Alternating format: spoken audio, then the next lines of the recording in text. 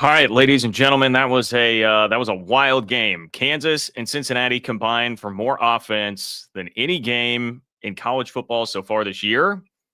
It came down to the wire. We got basically two game-winning back-to-back drives, a one-handed catch on fourth down to convert for Cincy. Uh, Bonkers game, bananas game. When people talk about the Big 12 being like the most exciting conference and the most parity and low key the best conference out there, America's conference, everybody who has their, it's because of games like that, man. That was awesome. Awesome stuff in the early window from the Big 12. Talk some K State too. I've got the Three Ma post game show coming up. It's going to be probably a little bit later than normal, but you're basically going to get like 2 straight hours of post game if you're a K State fan, if you want that. So make sure and tune in for the Three Ma post game as well, which we'll get rolling here in a minute. But dude, I had to pop on to talk about KU-Cincy, which, I was able to watch right alongside everything that was happening with K-State UCF today. The question, by the way, that I'll be asking about K-State UCF is K-State back? Okay, we'll tackle that. A 2-touchdown win over a 3-0 team. That is certainly much better than anything K-State has done this season. But, dude, look at this box score from KU-Cincy. So, Cincy outgained Kansas 603 to 597.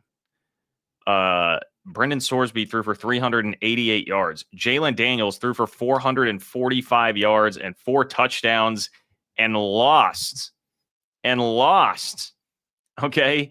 If anybody here is a fan of the Solid Verbal or familiar with the Solid Verbal, shout out to those guys. Best college football podcast that's been out there doing it for a long time.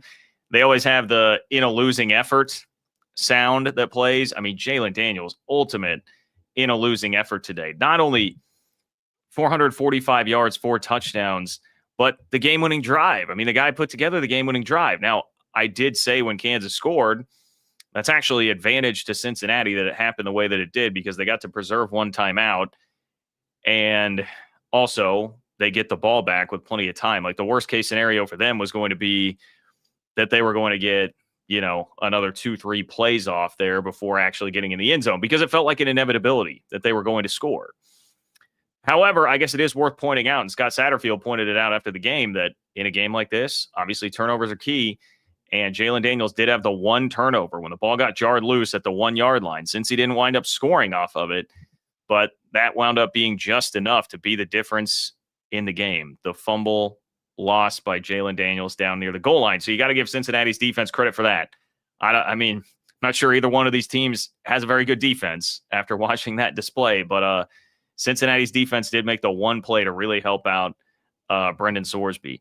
I mean, I really just need to start by giving a ton of credit to Cincinnati and really almost an apology to Cincinnati here because I have not talked about them much this year. I have not talked about them much since they joined the Big 12, which has been because the team they just haven't been very relevant, if we're being honest, in the Big 12 since joining. Had high hopes for them after the highs that Luke Fickell took the program to, but Cincy has just been somewhat disappointing and not a team that has been top of mind. And so I kind of had that attitude going into this year. I did not think Scott Satterfield was a guy that was going to be long for Cincy. And I mean, my apologies. Like that team is tough. That team is poised because that's a tough environment that they just went in and did that in against a good team and had so much adversity going against them. And those are not hallmarks of what I would have pegged a Scott Satterfield team to have just after watching them last year. I remember watching Cincinnati last year go to Manhattan late in the season in a game in which Cincinnati was still fighting for bowl eligibility, and K-State was kind of down on its luck, was not likely to be playing for a Big 12 championship at that point, and K-State just walloped them. It felt like Cincy didn't really bring much energy or intensity. It's a completely different outfit from where that was in like November of last season, the way that they play now. And like Brendan Sorsby, dude, I don't know how you could watch that game and not come away just unbelievably impressed. And there was some of that. I mean, it reinforced my opinion of Sorsby after watching the Nebraska game. And in hindsight, I guess I should have been a little bit more. I should have been a little higher on Cincinnati after the Nebraska game because I think, that performance, they were very close, probably an ill-advised throw by Sorsby there at the end of the game. Who knows, after watching that drive that we just saw there, a clutch drive, maybe they go down and at least tie it against Nebraska on that last drive that they had. But man, Sorsby, tough as nails. Like, the thing that you saw against Nebraska is like that guy is willing to, he's kind of like Sam Levitt, just not nearly as athletic, but he'll go put his head down. He'll go run. He'll throw his body in harm's way. I love like kind of the reckless abandon that he plays with from that standpoint.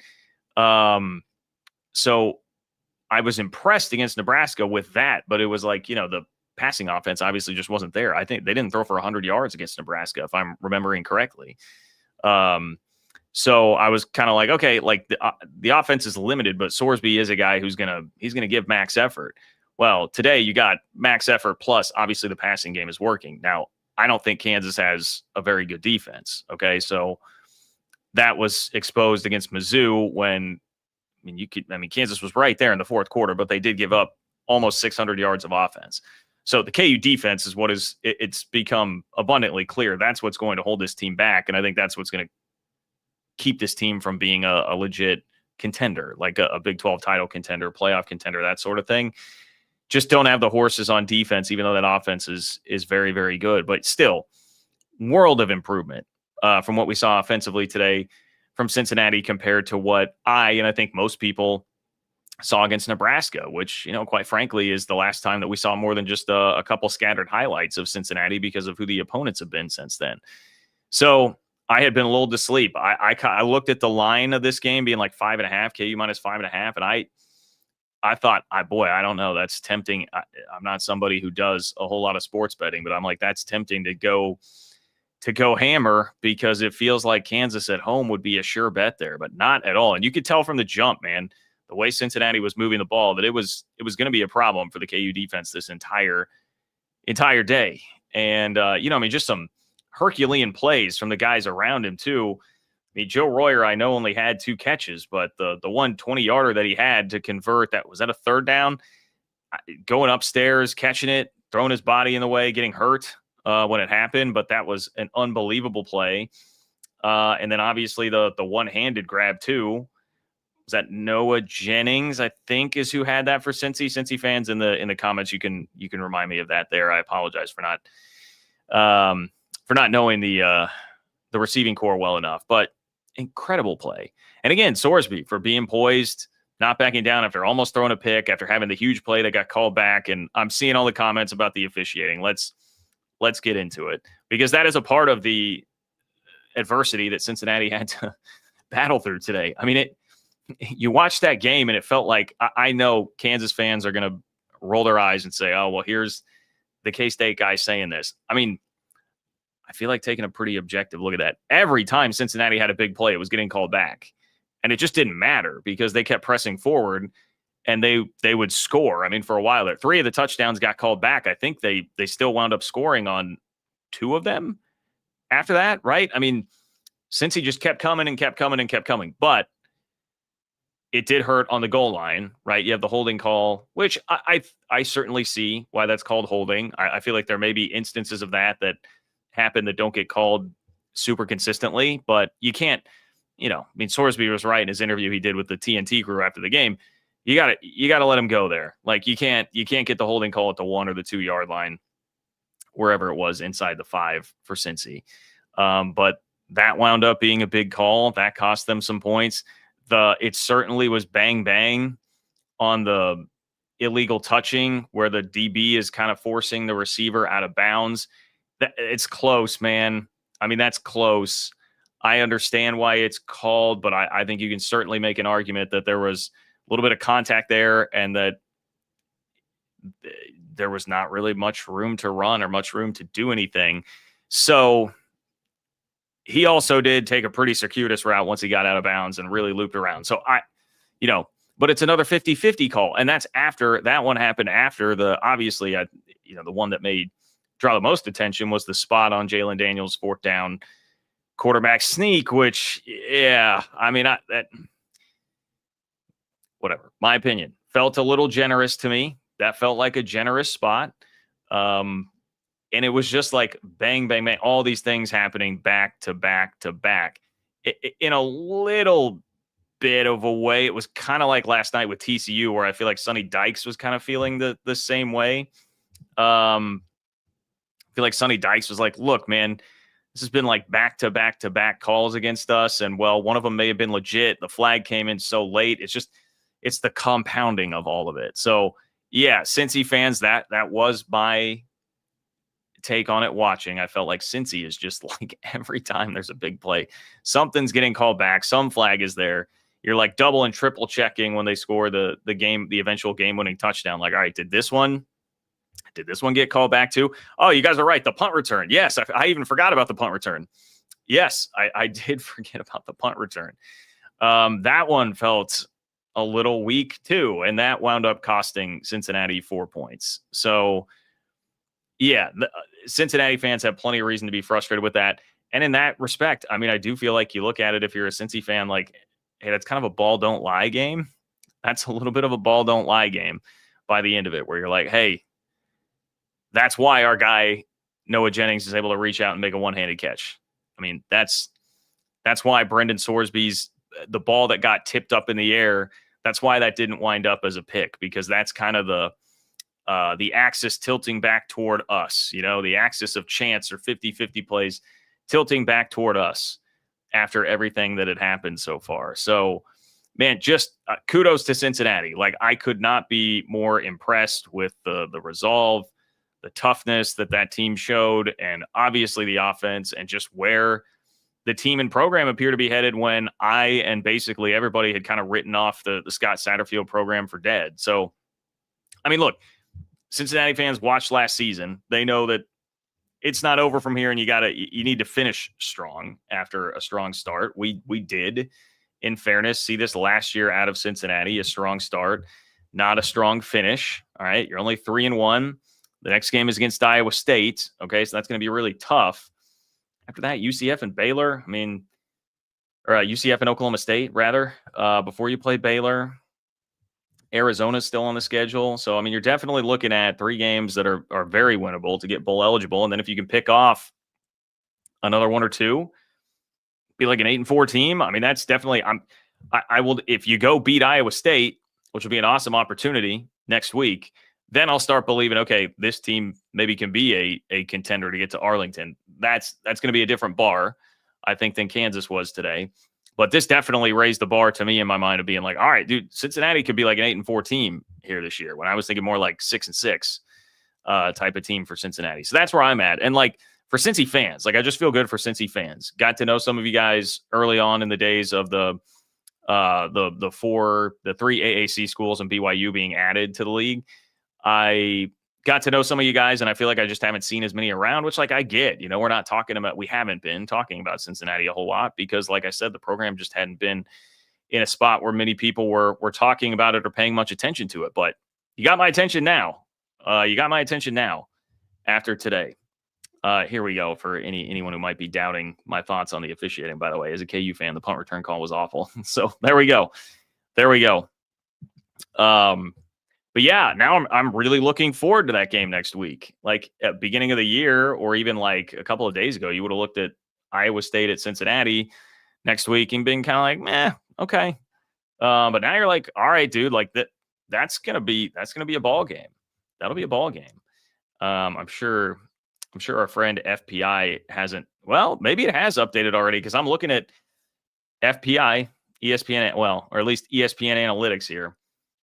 They predict this as a 51-49 Cincinnati win next week. How about that? So I don't know if that was before today or after today, if it's already updated, but Cincy a slight favorite in that game, according to ESPN Analytics. So get your popcorn ready for next week, man. Brendan Sorsby's line again, 29-43, 388, 2 touchdowns, no picks. Jalen Daniels, 19-28, 445, 4 touchdowns. I mean, I could not. That's another thing I should say. I come away with this game just with so much respect for Jalen Daniels too, like, because he's putting his body on the line. Like, it's obviously he's excellent with his arm.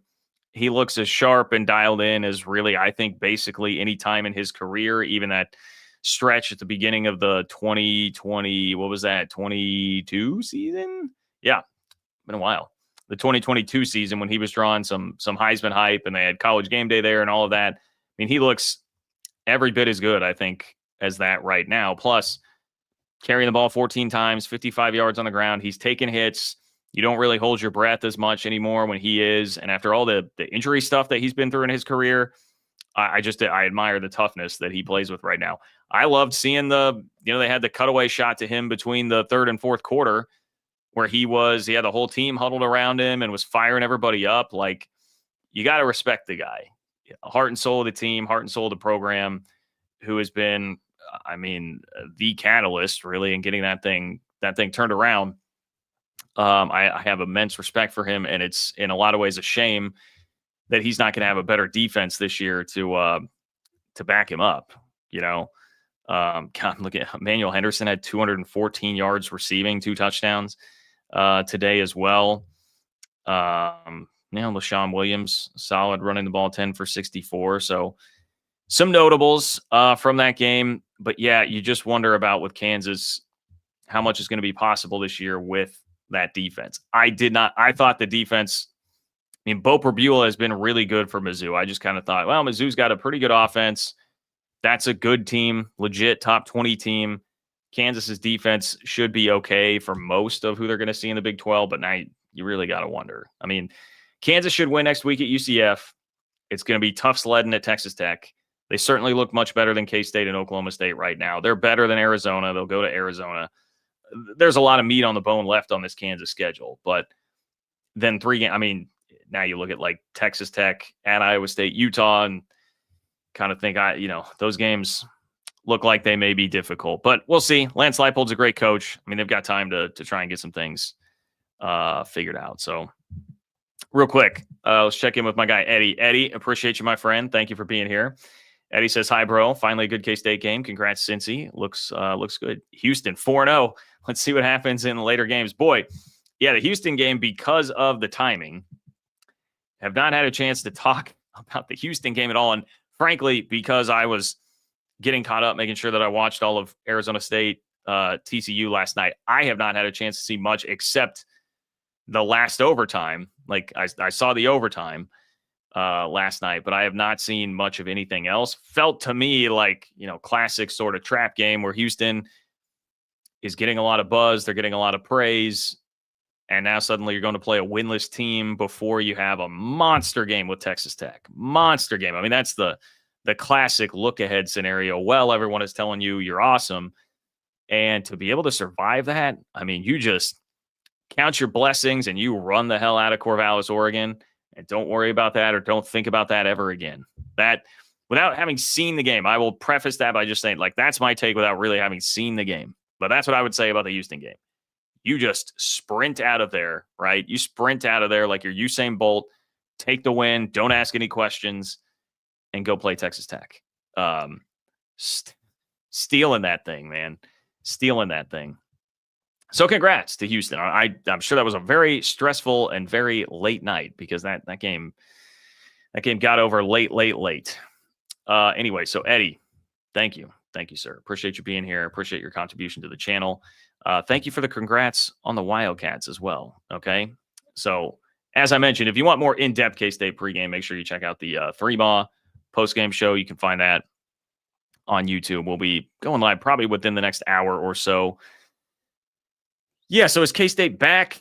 No, I don't think K-State is back to any degree that people thought that team was going to be before the season, but they do beat UCF 34-20 today, which, if you're keeping tabs at home, beating a team with a pulse, right? UCF 3-0, blew out North Carolina last week. That's a team with a pulse.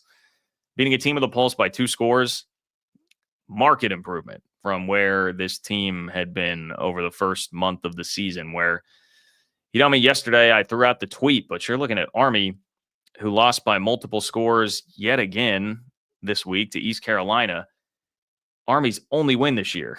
So for K-State, everything else, it's been taken L's. They lost to Tarleton State. They lost to East Carolina. They lost to North Texas. They won in Manhattan, Kansas. So, kind of threw that out there partially because it's like, Arizona fans that have been upset about K-State fans kind of just being like, whatever about the Arizona win. I mean, K-State had been putrid so far this year. And the biggest thing, here's the biggest thing. And this is, I've got to give a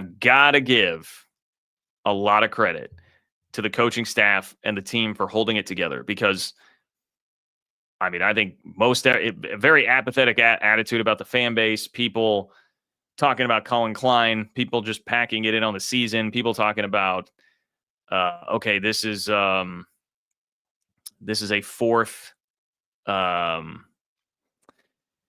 Look, the fact that everybody had just given up. Oh, the fourth game. That's where I was going with that. I'm sorry. I'm getting distracted by the chat. I see, man, Houston fans still upset with me.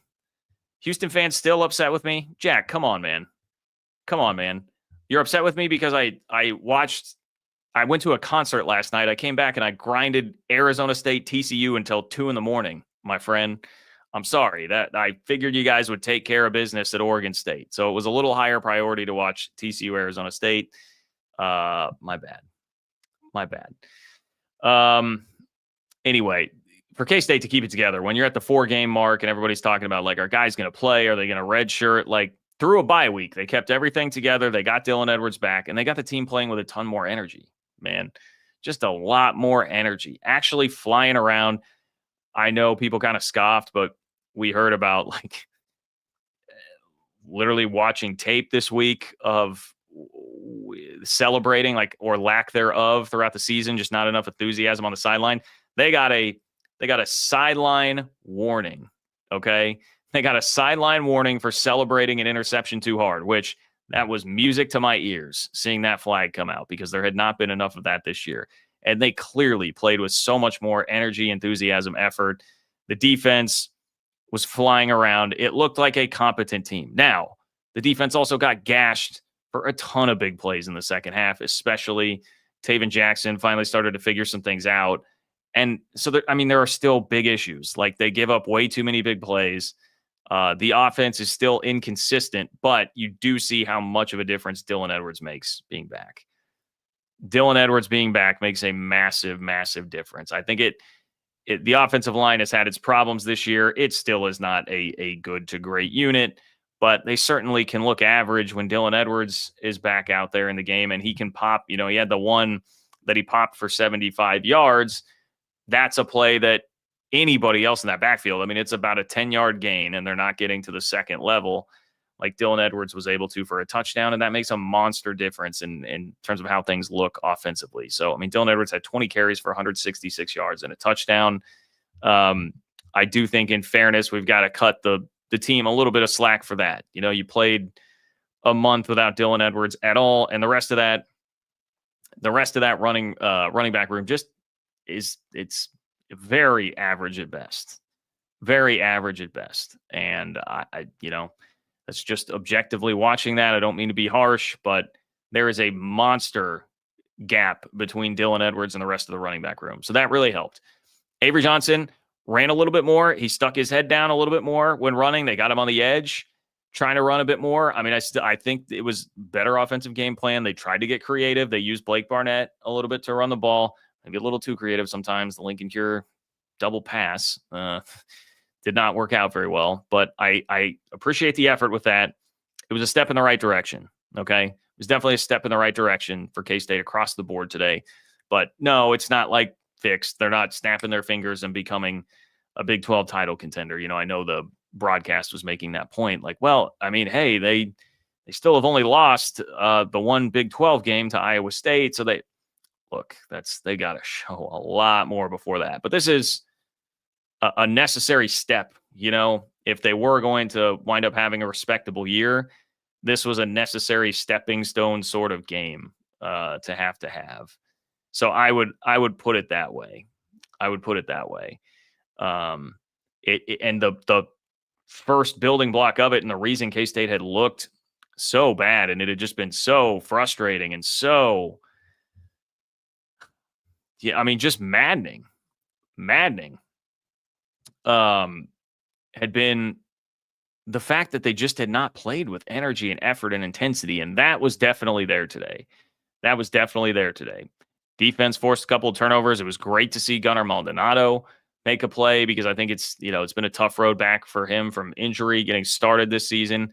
He looked like he was moving a little bit better today. Quay Moss obviously had a sick interception at the end of the half. Cody Stufflebean was just popping dudes all over the place. The reason that K-State got a chunk of that game with Ja'Curry Brown, who's much more limited, I think, than Taven Jackson, is because Cody Stufflebean knocked Jackson out of the game with a legal hit, just, hitting somebody hard.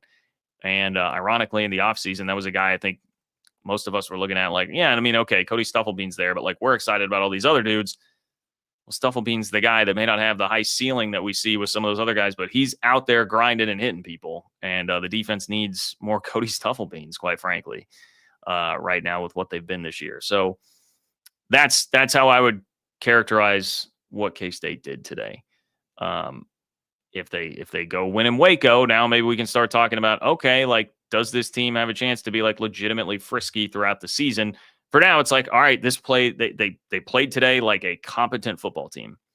That was some relatively competent football from K-State to at home beat UCF 34-20. I mean, and as far as UCF goes, like I do think UCF is a better team than they have been. I think that's a UCF team that still has a shot to get bowl eligible. There was some sloppiness there from them when they really had K-State on the ropes driving down by 14. They got down in the red zone and had like a 3rd and 3, and then there was a false start. They just shot themselves in the foot from that point on, and wound up having to kick a field goal to put Frost in a really awkward position on like a 4th and 14 there. Had they not done that, I mean, it really felt like they were going to put a bunch of game pressure on K-State and had kind of figured some things out. And again, they lost Taven Jackson for part of the game. So I don't think it's like UCF is terrible here. UCF, like, I'll put it this way. Do I see a lot of difference between like UCF and Arizona? I mean, not at all. In fact, I mean, I might be inclined to think UCF is a little better. UCF just played an entirely different K-State team than the K-State team that Arizona played. If you want to say I'm too close to it because I'm a K-State fan, okay, maybe like I'll listen to that. That could be a flaw here, but that is my opinion of it. It looked like a much more energized, organized K-State team that was playing there today than played at Arizona or played North Dakota or Army earlier this year. Okay. Any last questions or comments? Let me know. Boy, Raider Red, I'm not sure that you've watched the show or followed my Twitter account or the newsletter or anything. By the way, open for business, Big 12 newsletter, ofbnews.com to get subscribed to that. Join 5,000 plus other Big 12 fans who are 5,200 plus Big 12 fans who are totally free to your inbox twice a week. Like the video, subscribe to the channel. All that is really helpful. Raider Red, I would please subscribe to the Big 12, the Open for Business Big 12 newsletter at ofbnews.com. Make sure you're subscribed to the channel and getting the content because, boy, I felt like I was taking a little bit of heat for talking too much Texas Tech, giving Texas Tech a little bit too much love over the last week. Are you on Twitter? Like all I've tweeted about in the last week is that Texas Tech can win playoff games, and especially with Will Hammond at quarterback. I mean, Texas Tech's got 2 quarterbacks they can win the Big 12 with. They've got one that I think they can win playoff games with. I don't happen to believe that that's Baron Morton. But I've done nothing but wax poetic about Texas Tech for the last week or so, including, I mean, like the defensive line. I don't know that there's a better defensive line in the country. I did see interesting nugget. I think this was Sam Kahn from The Athletic who had put the number out there, like $8 million for the defensive line. So if you want to just like earmark that as like the cost of an elite defensive line, seems to be $8 million if we're taking it from Texas Tech. So just a heads up, found that to be very interesting from a story that I caught this week reading for something else. So yeah, I don't know, Raider Red. You tell me what else I need to say that's nice about Texas Tech. You let me know, my friend. Also, this is a day that last I checked, Texas Tech's not playing, right? So yeah. Anyway, I know. Okay. Oh, this is interesting. Colt, who's stealing? Who's swiping? I don't know. How can you swipe my content? Like they're just taking videos of me talking. If it's reacting to me talking, that's fair game. Let me know. This is interesting here at the end of the live chat here today. Let me know, Colt C. Let me know further details about it. By the way, at JL Kurtz, if you want to hit me up on Twitter, send me a DM if you got the if you got the details on that, Colt. But Jeremy, thank you, Jeremy, for astutely pointing out this is correct. We can do this to satisfy Raider Red 25. We can do this. Texas Tech giving up 0 yards today. Jeremy, I mean, I guess somebody could hold someone to negative yards, total offense, right? But I'm going to take a guess and say that nobody will allow fewer yards than the Texas Tech defense will today across college football. So that is definitely a compliment that we can pay to make sure that Raider Red is satisfied here, right? That is a great observation, my friend. Thank you for that. Thank you for being here in the chat. I don't know what we would do without you. I mean, for that, guys, I don't know how you're not liking the video or subscribing to the channel when you're getting stuff like that here. I think I'm going to go ahead and bow out here, but if you want more K-State's post-game, K-State specific post-game, make sure and tune into 3Ma, search 3Ma on YouTube. We'll be going live probably within the next hour or so. I would imagine that's going to get started before 4 o'clock. So myself, Cole Manbeck, Derek Young, we'll all break down K-State's 34-20 win over UCF. Okay, thank you all for being here. Enjoy the rest of your college football Saturday, and I will talk to you soon.